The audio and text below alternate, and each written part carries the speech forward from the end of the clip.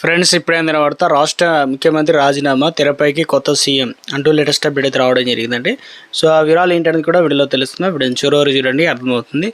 మరోసారి ఛానల్ వస్తే తప్పకుండా సబ్స్క్రైబ్ చేసుకోండి. చూస్తున్నారు కానీ లైక్ చేయడం మర్చిపోతున్నారు, వెంటనే లైక్ చేయండి. వీళ్ళకైతే వెళ్ళిపోదామండి. పొరుగు రాష్ట్రం కర్ణాటకలో సంచలన పరిణామాలు చోటు చేసుకున్నాయి. ఎందుకంటే ఎప్పటి నుంచో కొనసాగుతున్న వివాదానికి తెరపనుంది. అధికార మార్పులు అనేది కర్ణాటకలో చోటు చేసుకుని తెలుస్తుంది. ఎందుకంటే అక్కడ సీఎం కాంగ్రెస్ ప్రభుత్వం సీఎంగా సిద్ధరామయ్య రాజీనామా చేయబోతున్నారని, రాజ్యసభకు వెళ్తున్నారని అధికారికంగా తెలుస్తుంది. ఓబీసీకి సంబంధించి ఇక నేతగా మొత్తానికి ఏదైతే అధిష్టానంతో చర్చలలో భాగంగా ఈసారి డీకే శివకుమార్ మొండిగా ఉండడంతో ఇక పదవి నుంచి వైదొలగాల్సిన పరిస్థితి ఏర్పడినట్లు కాంగ్రెస్ వర్గాలు చెబుతున్నాయి.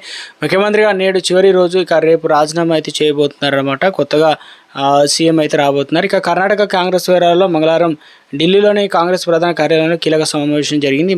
సమావేశంలో ముఖ్యమంత్రి సిద్ధరామయ్య, ఉప ముఖ్యమంత్రి డీకే శివకుమార్, కాంగ్రెస్ జాతీయ అధ్యక్షుడు మల్లికార్జున్ ఖార్గే, లోక్సభ ప్రతిపక్ష నాయకుడు రాహుల్ గాంధీ, పార్టీ పెద్దలు కేసీ వేణుగోపాల్, కర్ణాటక కాంగ్రెస్ ఇన్ఛార్జ్ రణదీప్ సుర్జేవాలా సమావేశం అయితే చర్చించారన్నమాట.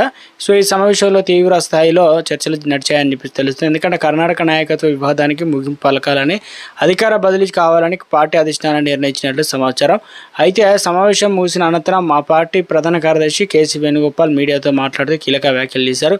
ఎందుకంటే కర్ణాటక నాయకత్వం కాంగ్రెస్ పార్టీ చుట్టూ నెలకొన్న విభేదాలు ఇక నేపథ్యంలో రాష్ట్ర నాయకత్వం ఎలాంటి మార్పులు ఉండవని స్పష్టం చేశారు. అయితే రాజ్యసభ ఎన్నికలకు కర్ణాటక ఎన్నికలపైన సమావేశం జరిగిందని ఇచ్చారు. అయితే పార్టీ నాయకత్వాలు ఎలాంటి మార్పు లేదని ఖండించినప్పటికీ ఇదంతా పై మాట అని చెప్పేసి అర్థమవుతుంది. ఎందుకంటే అధిష్టానంతో జరిగినటువంటి సమావేశంలో డీకే శివకుమార్ ముఖ్యమంత్రి పదవి కావాలని పట్టుబట్టారనమాట. 6 నెలల తర్వాత దాదాపు అంటే 5 సంవత్సరాలు అంటే 2.5 సంవత్సరాలు ఒకరు, 2.5 సంవత్సరాలు ఒకరు అనే విధంగా చెప్పడం. తర్వాత వచ్చేసి సమావేశంలో డీకే శివకుమార్ ముఖ్యమంత్రి పదవి కావాలని పట్టుబడటంతో సిద్ధరామయ్య మెత్తబడి పోయారని వార్తలు అయితే వచ్చాయి. రాజ్యసభ ఎన్నికల వేళ సీఎం రాజీనామా చేయించి సిద్ధరామయ్యకు రాజ్యసభ పంపించాలని కాంగ్రెస్ అధిష్టానం భావిస్తుంది. ఆయన రాజీనామాతో కర్ణాటక తదుపరి ముఖ్యమంత్రి డీకే శివకుమార్ బాధ్యతలు చేపట్టడం లాంఛనంగా కనిపిస్తుంది అనమాట.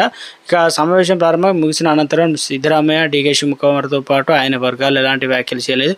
అయితే పార్టీ వర్గాల నుంచి వస్తున్న ప్రకారం పదవి మారేటువంటి అవకాశం స్పష్టంగా కనిపిస్తుంది. ఇక 2.5 సంవత్సరాల పదవి కాలాన్ని పూర్తి చేసుకున్న సిద్ధరామయ్య దించడం ఖాయంగా తెలుస్తుంది. 2023 కర్ణాటక అసెంబ్లీ ఎన్నికల్లో కాంగ్రెస్ పార్టీ గెలిచినప్పుడు అధిష్టాన ముఖ్యమంత్రి పదవిని విడతల వారీగా ఇస్తామని హామీ ఇచ్చినట్లు డీకే శివకుమార్ అయితే గుర్తు